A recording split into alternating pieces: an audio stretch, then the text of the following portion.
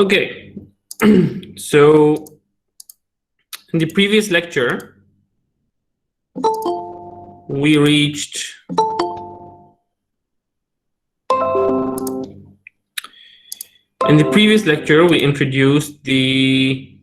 we did some examples of how to solve problems with applications of Newton's laws. And then we introduced the concept of friction. And we ended up saying we have two types of friction, static and kinetic friction, where the static friction is for things that are not moving, and the kinetic friction are for things that are moving. We also said that static friction is given by μs Fn, which is related to the normal force. Fn is the normal force.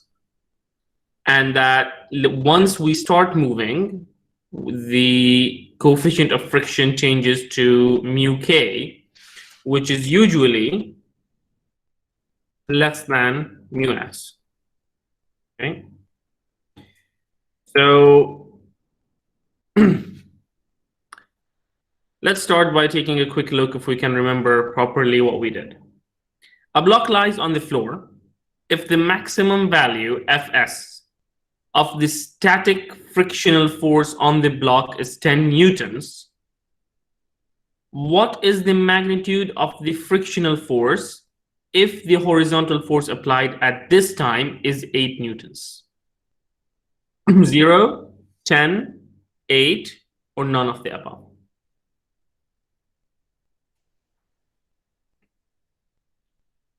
I'll work to get the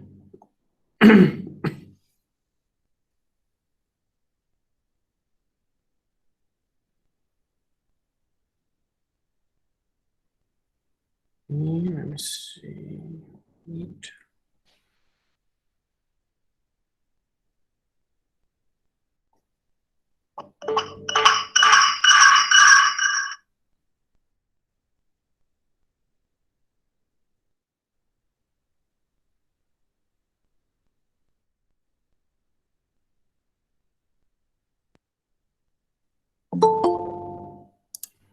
Okay, let's see. Some say 10, some say 8. Okay. Good. Your messages are now on my phone screen, so I can do two things at the same time. Okay. So the misconception that many of you are going through is actually very, very familiar, and most people, including myself, have it at one point or another. Now, when we say that the static friction has a force equals to μs Fn, okay, this is at all times if there is movement.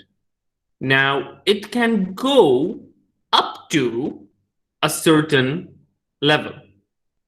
Okay, so if Fn is 10 newtons, for example, and μs is 1, then the maximum friction is 10 newtons, but it does not have to be 10 newtons at all times. It can go up to 10 newtons. Okay, so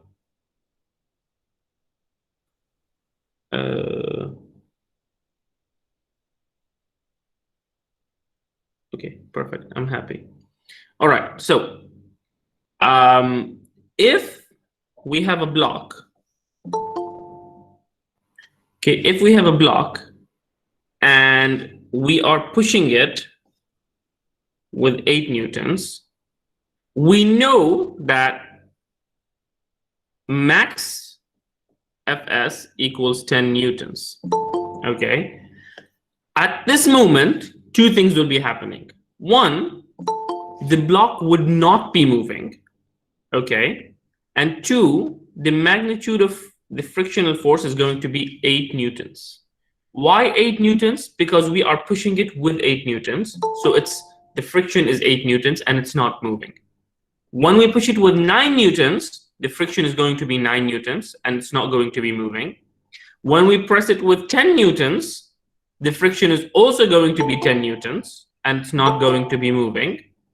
Once we reach 11 newtons of force, or actually 10.1 newtons of force, the friction is still going to be 10 newtons. It's not going to become more than 10 newtons.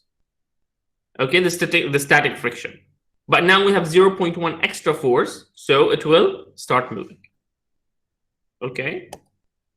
All right. Let's do a quick example to see how we use these values and then move on.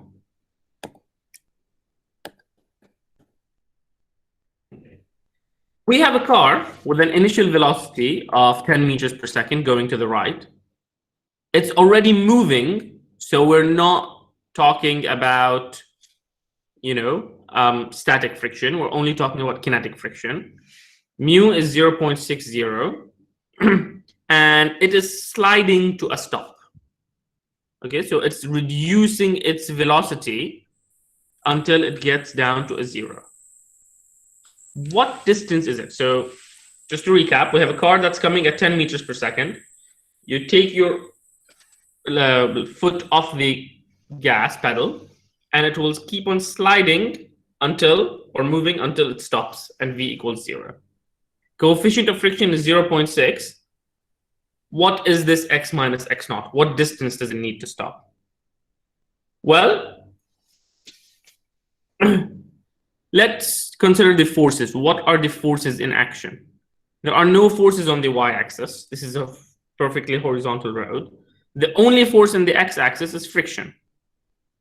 So Fk equals ma, and I put a minus because it is in the opposite direction to the motion. Remember, force is a vector. So what is my Fk? It is mu k multiplied by Fn. So F equals ma. My F here is just friction, and my m here is this, and my acceleration is in the x-axis.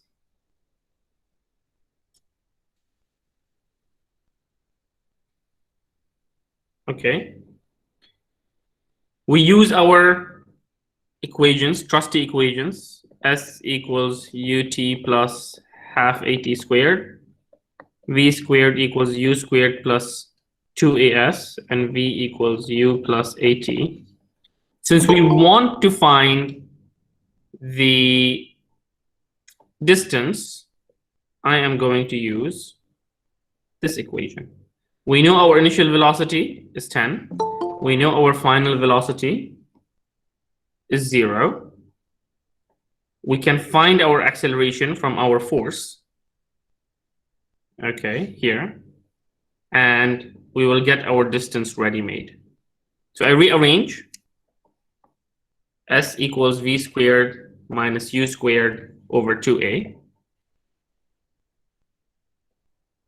And if I just plug in these numbers, I will get S equals about 8.5 meters. So it's going to stop in about 8.5 meters.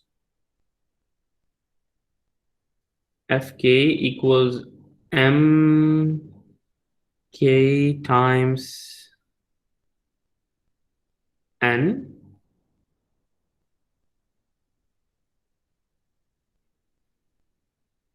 Mu. Okay.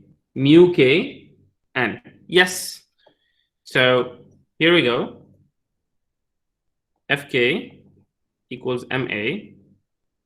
Fk is mu k n,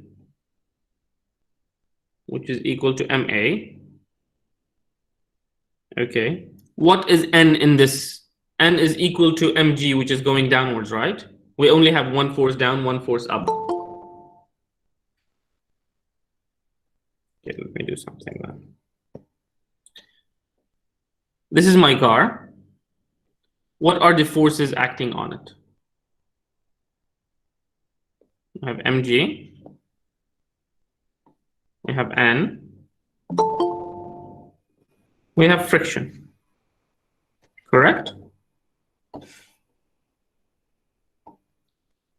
So n is equal to mg. Friction is equal to mu kn. substituting mu k mg. My only force in the x-axis, sorry, my only thing in the x-axis is friction, nothing else, right? So sum of F's, N is the normal force, N, otherwise known as Fn, otherwise known as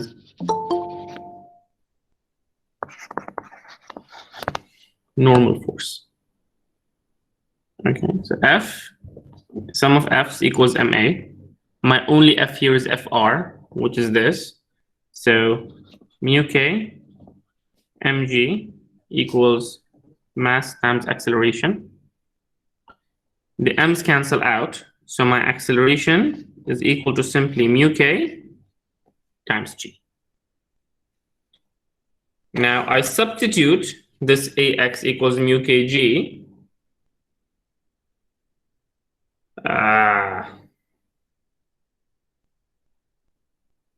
How many people have problems with hearing me? دكتور الصوت واضح بس هي اسمه هذه الكتاب شوي يتقطع الشاشة. Okay.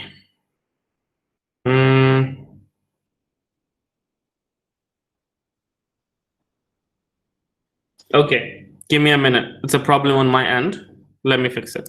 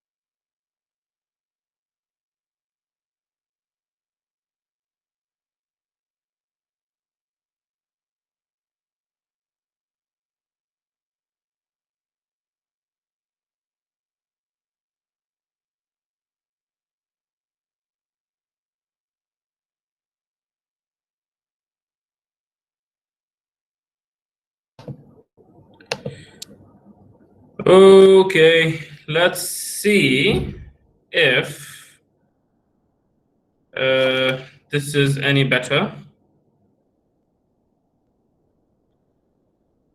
I'll do a speed test. So my connection was very bad in my office today.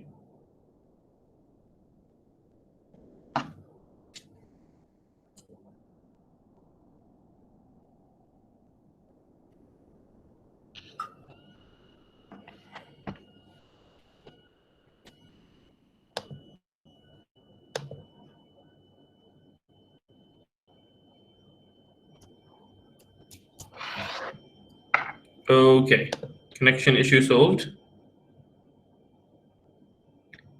Okay, so many people are asking about ish mahdoof, ish ma mahdoof. I'll come back to this at the end of the lecture. I sent an email, but let me clarify it towards the end of the lecture. Okay. All right. So where is my? Okay, here we go. All right. Hopefully the screen sharing now will work better.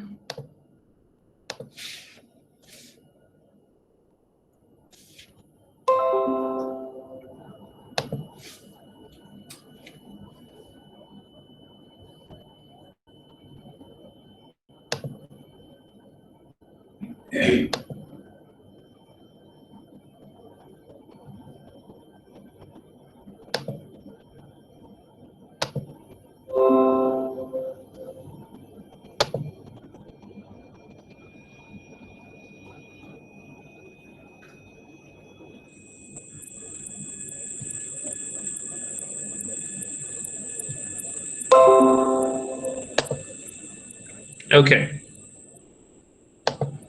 Let's change the problem slightly to make it a tiny bit more complicated. Okay. What if the car is sliding down an icy hill with an inclination of theta equals 5 degrees?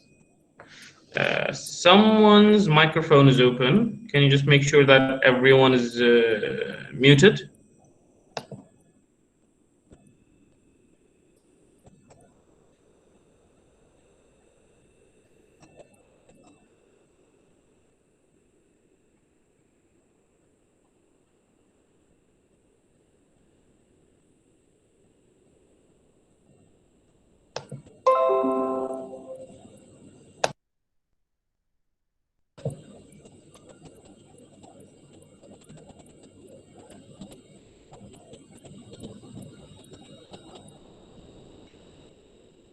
Okay, let's try to continue. So let's change the problem slightly. We have something that's going down an inclined angle of 5 degrees. My gravity is still going to be vertically downwards, Fg. My Fn is going to be normal to the surface of contact. So it's not going to be directly opposite to Fg. It's going to be opposite the plane of inclination. Can everyone hear me, by the way? Yes, Doctor. Okay, Clear. perfect.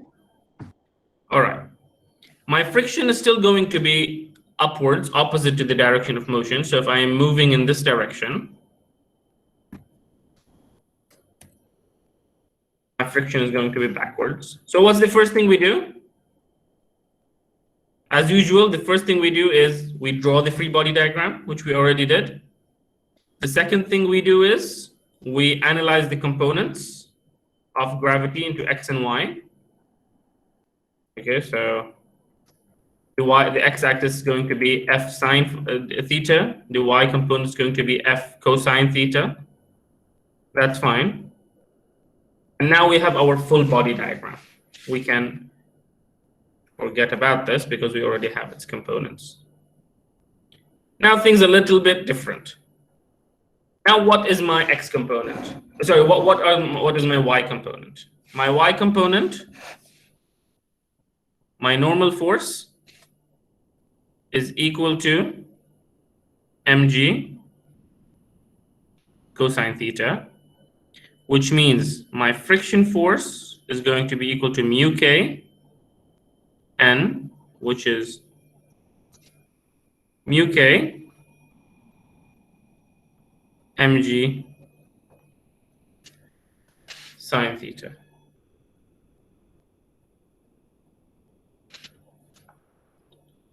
Okay. And the x-axis, this is in the y-axis. Actually, you know what? Let me take this to the whiteboard. It's going to make our lives much, much nicer.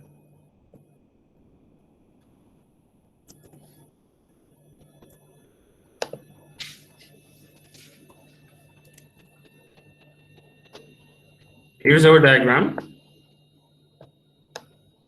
Okay. Y-axis, I'm going to have mg equals mg cosine theta equals the normal force. This will mean my friction force is equal to mu k, my normal force, which is mu k mg cosine theta. And the x-axis, I have f sine theta going down and friction going up. Okay, so I will say fg sine theta minus friction equals my x acceleration. We'll input all the data we have. So fg is just mg, so we'll have mg sine theta minus, I'll substitute fr, mu k mg cosine theta equals max. We have m in all three, so we can cancel it out. M.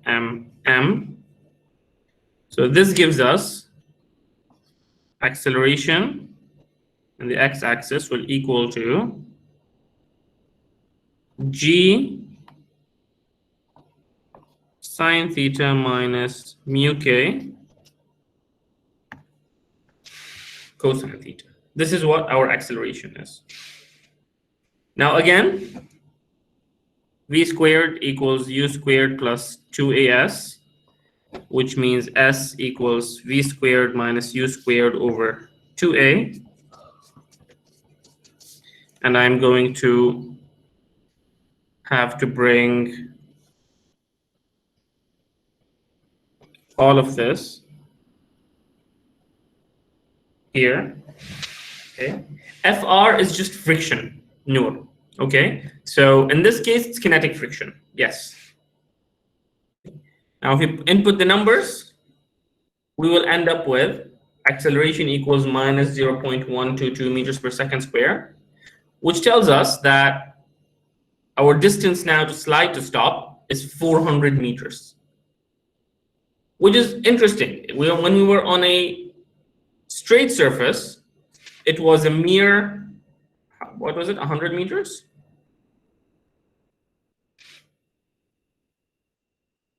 It was just 8.5 meters, but only with an inclination of 5 degrees, we immediately go up to a larger amount. Okay. Let's do one last example on friction before we move on. Your little sister wants to ride on her sled. A sled is something that slides on ice. If you are on flat ground, which is better? Will you exert less force if you push the sled like this, or if you pull the sled like this? Assume whether you're pushing or pulling, it's the exact same angle. Hint, consider friction. In which case is the friction more? In which case is the friction less? The options are push, pull, doesn't make a difference, the force applied does not make her move, or she will move anyway. So she's on ice.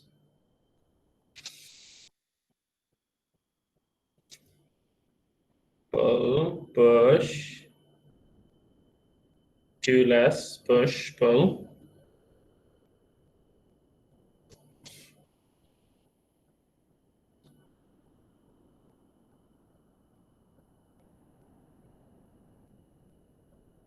Okay, so 3 or 4 people say pull, most say push or the same. Well, let's consider friction, okay, which is what the hint in the question told us to do.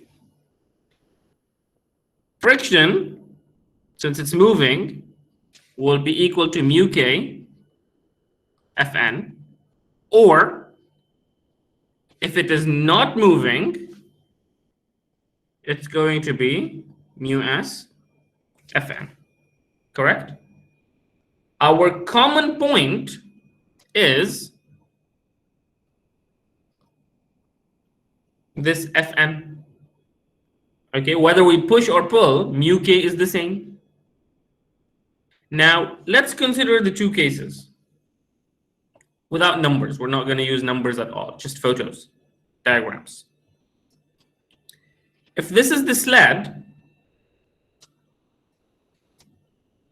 push, pull.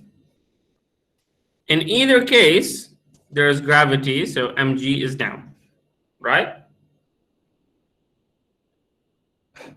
Now, if I am pushing like this, what are my components going to be? One component is going to go down, and the other component is going to go like this. On the other hand, if I am pulling, then one component is going to be here, but the other component is going to be here, right? So far, so good. We agree on this. Either case, we have a normal force upwards. What is the normal force going to be? In this case, in the push case,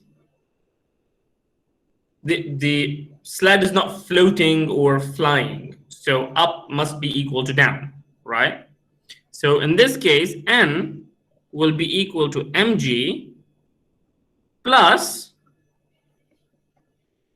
push y component, whatever that is. If we are pulling, okay, N will be equal to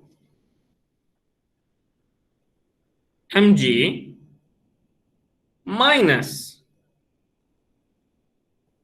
pull y component, because it's in the opposite direction. And we already know that our friction is equal to mu k slash s multiplied n. In which case is n less? And push or pull?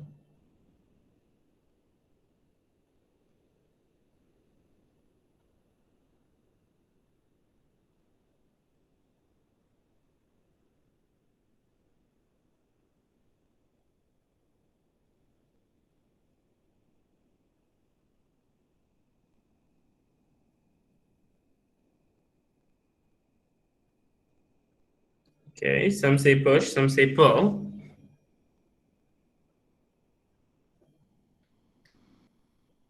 If my weight is 100 newtons, in which case is it less? Pull.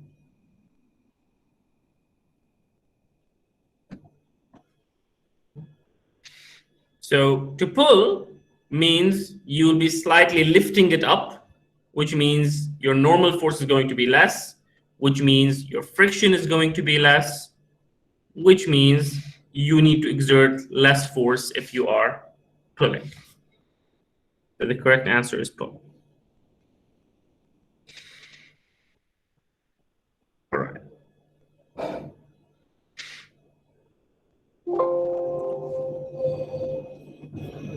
Let's move on. And I'm actually going to be, pull is case 2. Yes, no. I'm actually going to be doing something slightly different. I will start with 6.4, so I'm skipping 6.3, centripetal force. I will do 6.4 and then go back to 6.3. The main reason being is because 6.4 still has to do with friction. 6.3 has nothing to do with friction. So خلينا نخلص كل الفريكشن وبعدين نرجع. Okay. Drag force and terminal speed. Here's a ball, marble, that is falling in air. Actually, yeah, let's just say air for the time being. Here's what you see. Falls, bounces, falls. Good enough? Here's the same marble falling in water.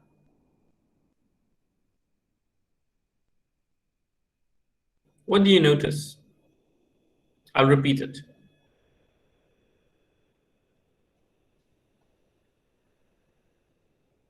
It slows down inside the water. Yeah, it accelerates while it is outside in air, but then slows down when it's inside the water. Okay. All right. So what are the forces at play? If this velocity is reducing, it means there's negative acceleration. If there's acceleration, by Newton's lazy law, if something is changing, something has to change it because it's too lazy to do it itself, means there needs to be a force. Okay, so we have force down, gravity, mg, and we have something called the drag force. Now, the drag force is just a fancy name for fluid friction. Okay, so I will write it here. Fluid friction. Okay, anything that is not solid for this purpose is considered a fluid. So even air is considered friction. Now, so far in every single problem we have been doing, we have always been saying neglect air resistance, neglect air resistance. Air resistance is an example of a drag force. So fluid friction, example, air resistance, example, water drag. Okay. We're going to be very violent today, throwing people off in air. Here's a person that is falling out of nowhere. Now, air is a fluid, okay, for this purpose. Why do we consider it a why do we consider it a fluid? Because if you have a body in air, then the air is going to literally flow around it. Yeah, this is what, if you try to look at the air, this is what it's going to look like. Okay, it's literally going to flow around it, just like water will flow around something. So we consider it a fluid. Okay. Here's an equation. D equals half C rho AV squared. Loads of terms in it. What do they mean? D is our drag force. Never mind these numbers. Okay, D is our drag force. Half is just a number. What is C? C is what we call a drag coefficient. Okay. So it is usually it is between 0.4 to 1. Rho is what we call the fluid density, or in this case, the air density. A is the effective cross-sectional area, and V is the velocity of the object. Now, if any of you are into skating or skiing or into that kind of thing, okay, you will notice that professional skiers, or if you do it yourself, you would be knowing this, although you might not know the reason for it. When they want to speed up, they usually hold their sticks and hold them close to each other like this. Okay, why? Because of this term, A, in the equation. And we'll do an example in a second.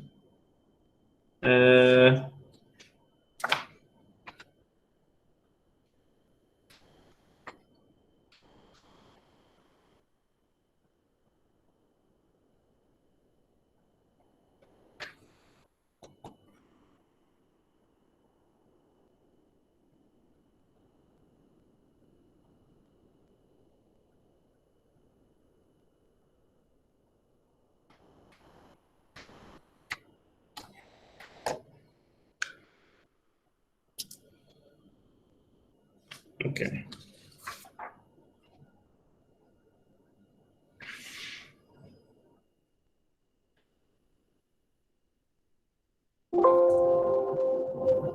Okay.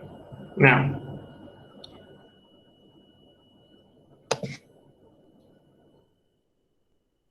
where is the book?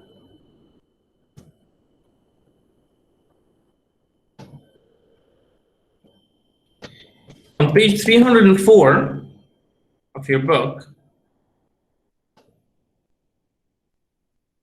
you have a good table. And it gives you what are some sample drag coefficient of some things.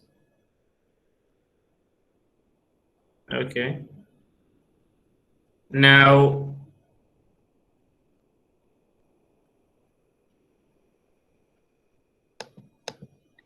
this number is actually in reality dependent on the velocity. So it could change. C could be a different number at a low velocity and could be higher at higher velocities or vice versa. Okay. So an airfoil, for example, has a C of 0.05. Okay. Now, a Camry, for example, has a C of 0.28. Okay, there's a reason why cars are shaped the way they are, why airplanes are shaped the way they are, boats are shaped the way they are. Yes, one reason is to make them look really nice, but the other reason is to optimize airflow around them. Okay, so here you have a few cars in front of you, and you will notice something. Okay. Okay. Let's think of the shapes. What does a Toyota Camry look like? Okay, it's very curvy. Okay, there are very few straight lines in a Camry. Okay. Going up, okay, a Dodge Ram pickup, for example, has a more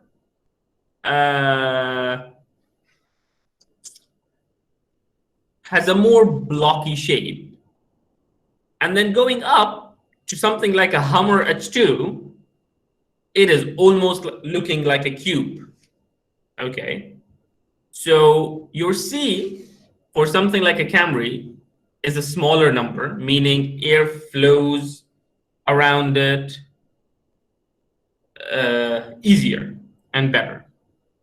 Okay. Bicycles, 0.9. Skydivers, 1. And one of the main reasons why I wanted to show you this is to look at the circular flat plate with a coefficient of 1.12. So although we usually say that the drag coefficient, okay, will go 0.4 to 1, okay, it is important to remember this is usually, but can go higher. Okay. Now, before anyone asks if we have to memorize these numbers, no, we don't have to memorize these numbers. But what we do need to remember, okay, what we do need to remember is that the shape matters very much how air flows or how fluid flows. Okay. So something blockier will have a higher C. Something that is more curvy will have a lower C. Okay. Now this tells us that B, the drag force, is proportional to velocity squared. Why is this important? Let us consider an apple that is falling. You start from rest. Your V is 0, and your only force is mg. You're just starting at. Your drag is 0. Fine. A little bit later, you have accelerated because you have the g as your acceleration, 9.81 meters per second square. But then since you have a velocity, and since we have said that drag is proportional to velocity squared, that also means you have developed some drag, some number. Okay? So now we have the blue arrow going downwards for gravity, and there's tiny red arrow because our drag is still small. Okay. Once our velocity increases, our drag will thus increase with it. Now, what happens when the amount of velocity is enough so that your drag force is equal to mg? At the beginning, you had two forces, d up minus mg down, so you had an acceleration downwards. Okay. At this point, you have your drag coefficient, which is equal to your drag force, which is equal to your gravity force. So your acceleration is 0. What does that mean? If your acceleration reaches 0, it means that your velocity, yes, excellent, Ayham. It means that your velocity is going to be fixed. You can no longer accelerate. Okay, which means that for the rest of the time that this apple is will continue to fall down, okay, your velocity will be fixed because your drag will be equal to your force downwards at all times. Okay. Now, this maximum velocity that a body can go into, that a body can reach in a fluid, has a name, and it's called terminal velocity. Okay, terminal meaning final. Okay, it's called a terminal velocity. And we can calculate this. This is our drag force, we know it. And if we know that, we substitute it into, we have B downwards. Well, I'm going to do it twice. This is once, and I'm going to do it in a different way. Okay, I'm going to have down as positive because we're falling down.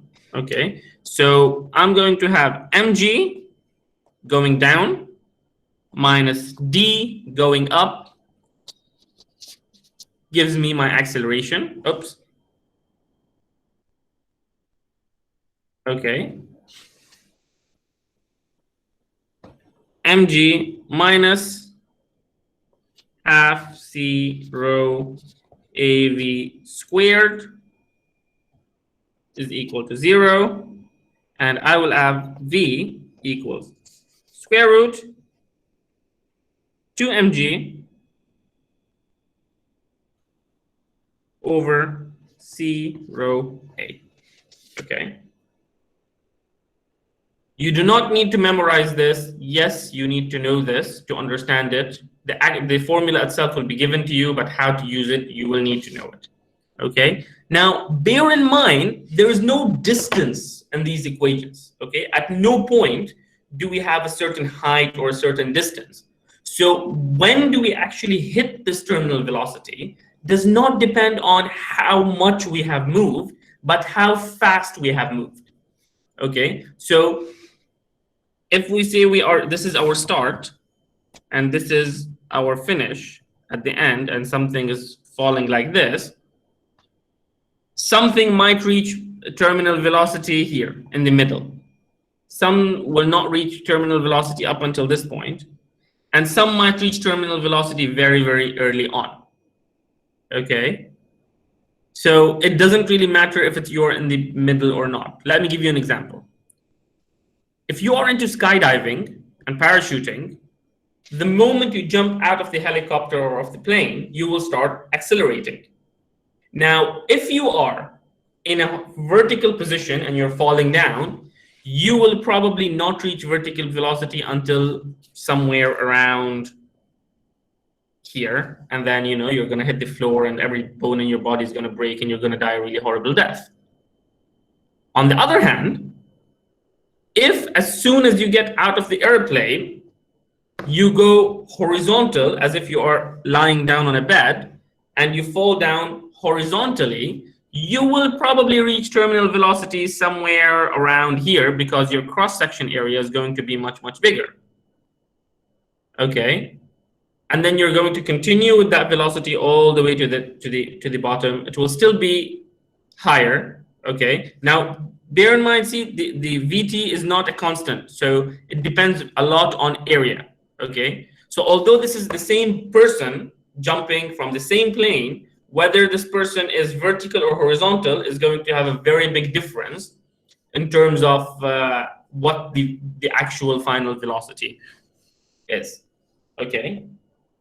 On the other hand, if you open a parachute, okay, which has a very large surface area, okay, parachutes have very, very large surface areas, which means this number is very, very big. You will get a very, very tiny velocity.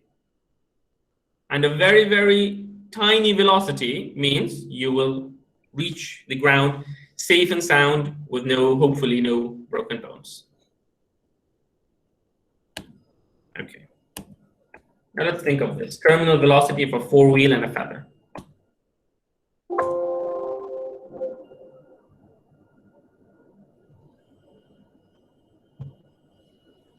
A feather and a four-wheel are dropped vertically downwards from a height of 20 meters, and both are subject to drag as they fall, so we're no longer neglecting air resistance.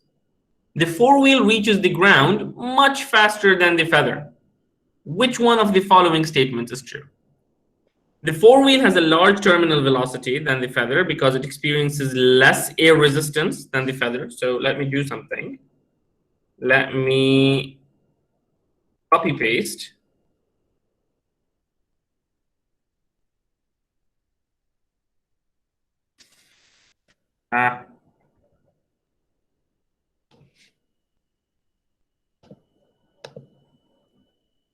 Copy paste this equation down here so we can all see it while we're solving the question. Okay. The four-wheel has a larger terminal velocity than the feather because it experiences less air resistance. The four-wheel encounters a smaller force of air resistance. Each object experiences the same amount of drag, but the four-wheel experiences the greatest force of gravity. The feather experiences more air drag than the four-wheel and has a smaller terminal velocity, or none of the above statements are true. I will expand this to be very, very clear. This is 2mg divided by c rho a and a square root. Take a couple of minutes, think of it.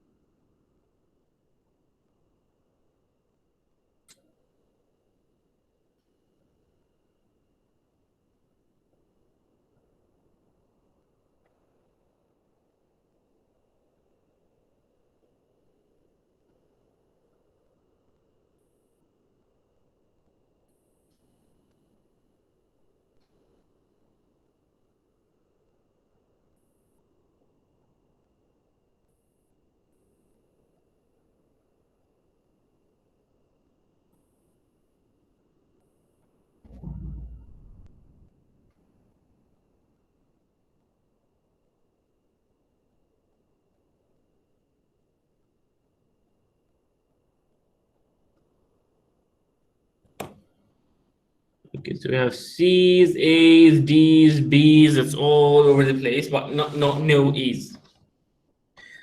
Okay, let's look at our equation. What we do know, okay, what we do know, write it down on my piece of paper.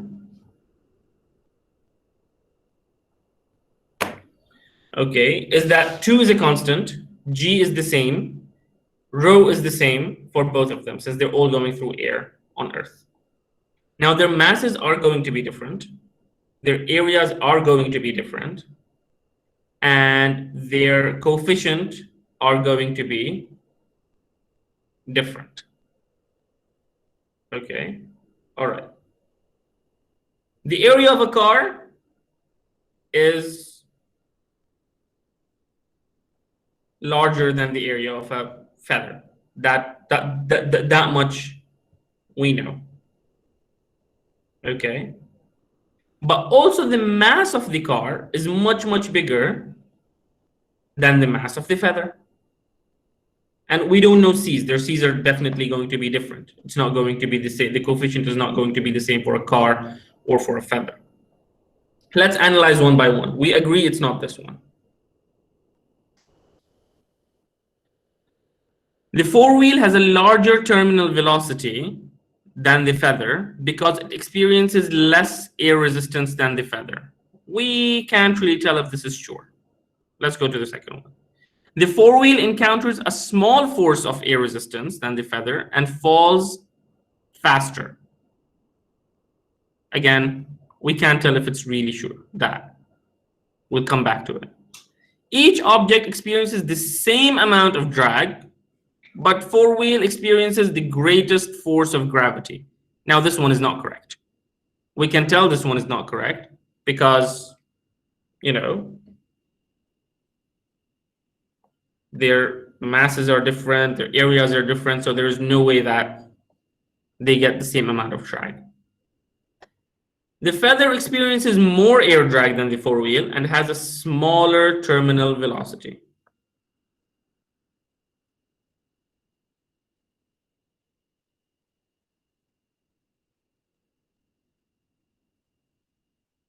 So you have three options left: A, B, and D.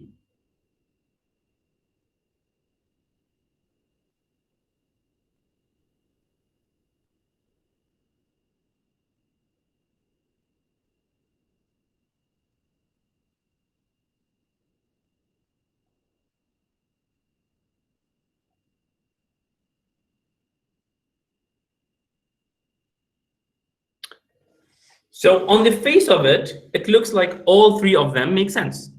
The four-wheel does have a larger terminal velocity than the feather, and it does experience, but it does not experience less air resistance than the feather. Okay, we cannot tell that for sure. It might experience more air resistance than the feather. B, the four-wheel encounters a smaller force of air resistance than the feather and falls faster. Again, that is rather iffy. I would personally say D. The feather experiences more drag than the four-wheel and thus has a smaller terminal velocity, because this is the only one we can say for sure is correct. Let me reiterate. This may be true. This may be true. This must be true. Okay. For the feather to be slower, it has to experience more drag and it has to have a smaller terminal velocity. Okay. Now for A, it depends on the shape of the four-wheel and its mass. We need to actually do the calculation. It could be true. It could be that the four-wheeler has a larger terminal velocity. Okay. But we cannot know for absolute, we cannot be absolutely sure. B, the same thing. We cannot know for sure whether it has a smaller force of air resistance than the feather unless we do the calculation. Okay, but D must be true for it to be slower. Okay, let's do a numerical example to end this bit and bob.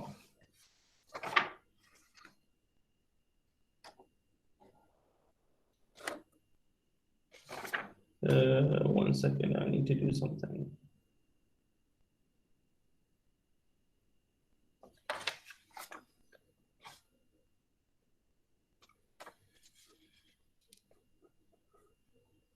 Okay.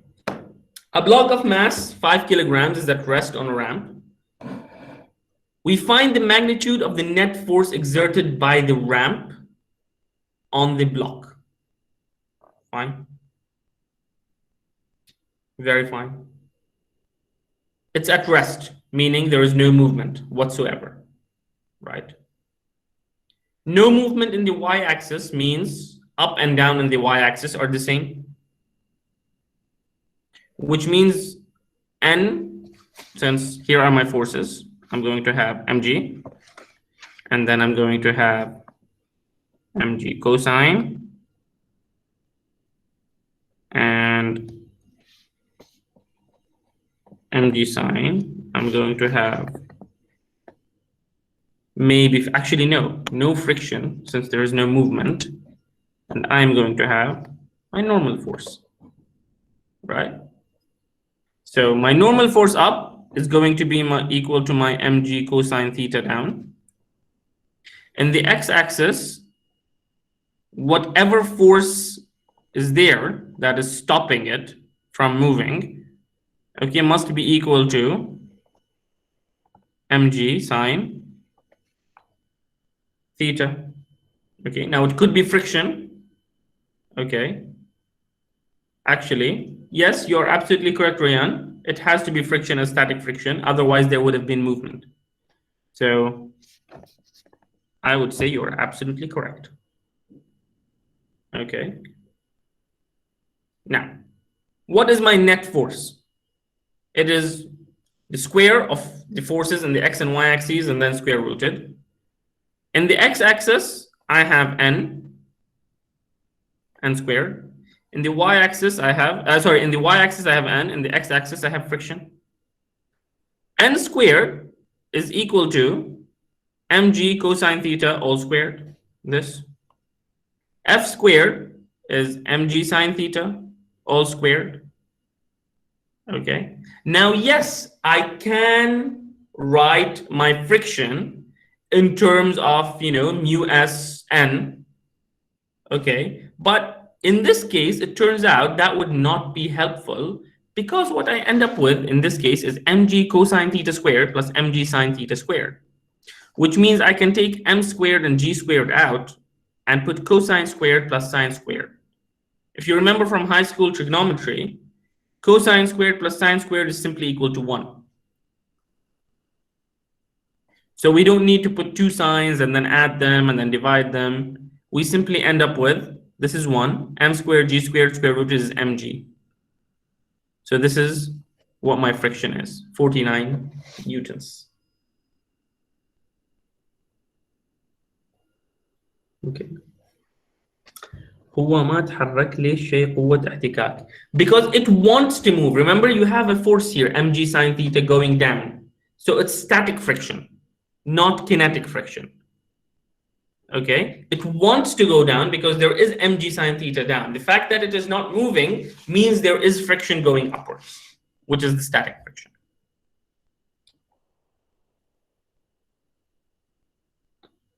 Noor, I have no idea what are the ways that you were doing it in school. Okay, I have no idea. I would imagine a lot of it would be very similar to what we are doing here and now. Okay, as long as it is physically correct, we don't have an issue at most times. Okay, but I would imagine they would be the exact same way because we haven't actually done much more complicated things for the time being. Okay, I'll go back now to 6.3. okay, which is centripetal force. Okay, and it ties in very nicely with the uniform circular motion in chapter 4. Okay, and then I'm going to be speaking about a couple of sections that we have not done for the time being. So, if you remember from uniform circular motion in chapter 4.4, okay, we said we have something called a centripetal acceleration whenever something goes in a circle. We said there's an acceleration vector that is always pointing towards the center. We said the velocity vector is always tangential to the path on the outside.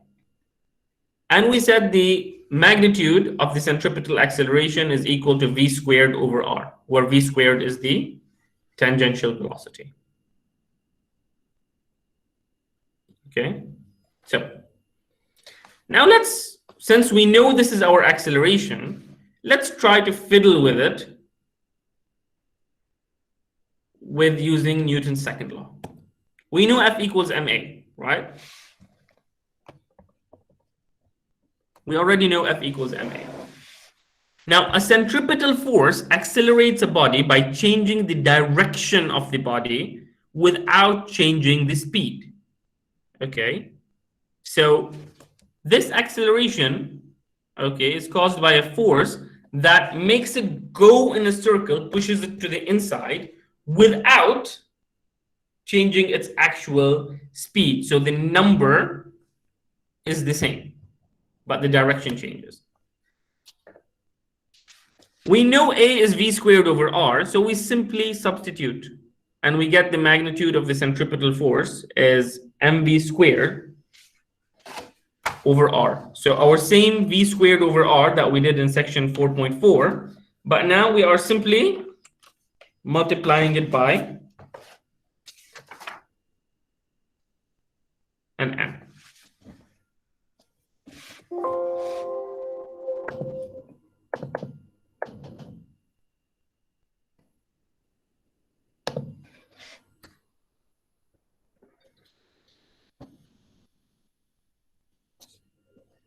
This is your equation 6.3. Okay. Now, this mv squared over r is equal to what? Where is it coming from? What is the source of this mv squared over r? Okay. It could be coming from tension if it's a rope, مقلاع. It could be from friction in cases like tires on a car. It can be from gravity. It can be from the normal force. It can be from many, many different sources. Okay. Now, this is something back from the 40s and the 50s, okay, 1940s, 1950s. And it was considered magic or like magic those days in circus. Okay. And in it, this guy called Diavolo would be on a bike. He would come from a really far away place, come at a really high velocity. Usually he would start up top and come down so that he would gain even more velocity coming down. And then he would do a loop-a-loop. He would go a full circle without falling, even when upside down, and then come safely back down again. And this was amazing for most people. Now we are going to analyze the physics of this, but also, okay, we are going to be looking on during our exploitation of the physics of this, we're going to be searching for what is the minimum speed to reach the top without falling on his head. Okay, so what are the forces here? First, let us identify when you have a circle. Yes, exactly, just like Sonic. Okay, actually, Sonic is a much better example. Okay, I think everyone here pretty much, including myself, have played Sonic. You will remember something. if you wanted to get all those coins, all those rings along the circle, you had to go far away, press down in A, get a really high velocity, and then go at a really high velocity in a circle. If for any reason you were not fast enough, you would go halfway or third of the way and then fall down. Okay, so let's look at this. Right, I used to play as well. I grew up with these games. All right, so who said can? I might still be playing. You don't know. Careful. Okay, so we have a circle. All right. And its radius is r. What are our forces? We know there's a centripetal force because, well, the guy is going in a circle. Okay, so there's an FC somewhere. Okay, we know there is a centripetal force. We don't know how much, we don't know a lot of things, but we know it is there because the guy is going in a circle. Okay, we also know at the top. So what I'm doing is at the moment I am analyzing what is happening when this guy is at the very top. Why is this person not falling down? Okay, we know since the guy is on a planet, Earth, there's also gravity, and it doesn't matter where the person is, gravity is always downwards. So up until now, we have two forces downwards, gravity and centripetal. Centripetal is actually towards the center, but when he's at the top, towards the center is downwards anyway. We have a third force, normal force, since there's contact between the bicycle and this thing, okay, on this circle. So the contact between the two of them, there's the normal force, which at this point is making me go crazy, and I hope it's making you crazy as well, because if all of these forces are downwards, okay, if all of these forces are going downwards, why on earth is this person not falling down? Okay. Turns out, okay, to be able to write all of these forces down,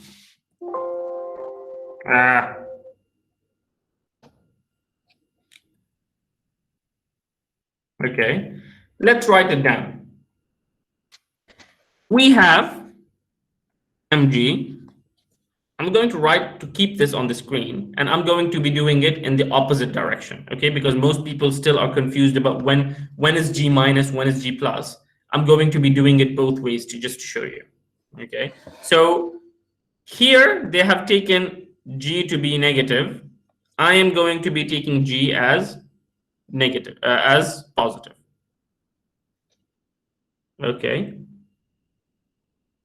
All right. So we have mg going down. We have normal force going down. We have mv squared over r, the centripetal force, going down. And all of this are equal to 0. Why equal to 0? Because I am assuming the person is not falling down, so there is no acceleration. Okay. So if I take Fn to be equal 0 at the minimum speed, so barely touching the track, okay, I will end up with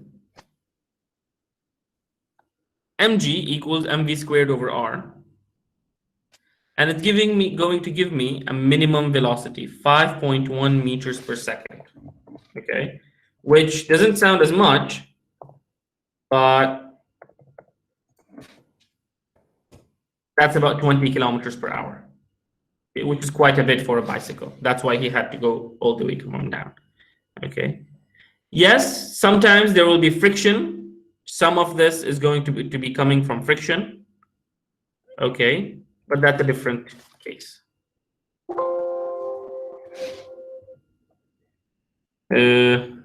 Let's do another couple of examples of centripetal force. Now there are two different forces that most people get confused with, okay? You have the centripetal force and the centrifugal force. Centripetal force is what we're studying here, and it's going inwards, okay? Centrifugal force is pushing it outwards, and centrifugal force is actually, okay, centrifugal force is actually what's going in the opposite direction, and it's what we call a non-realistic force. Okay, it's what we call a force that is due to a non-inertial frame of reference.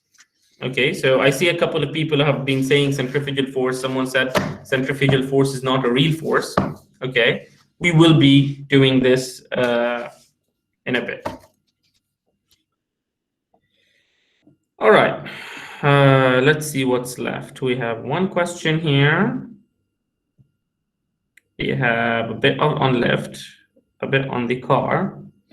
And then I want to discuss the concept of banked curves / Coriolis force. Okay, and something with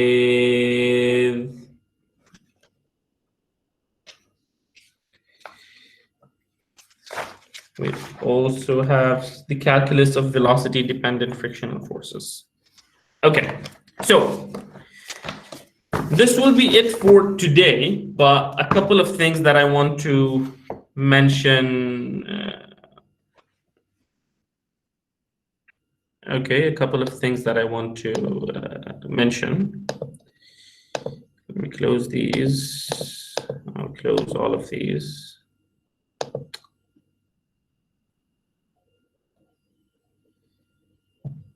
Okay. So, all right. So section 4.4. Okay, actually, let me stop the recording because the lecture is over.